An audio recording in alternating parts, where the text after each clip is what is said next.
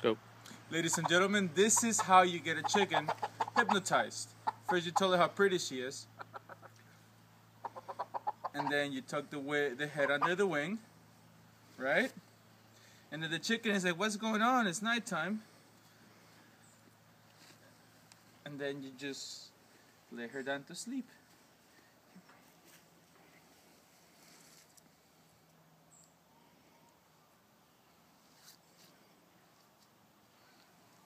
And that's a hypnotized chicken, ladies and gentlemen. Hey! Wake up! Wake up! All you have to do to get the chicken back alive is just get up, lady.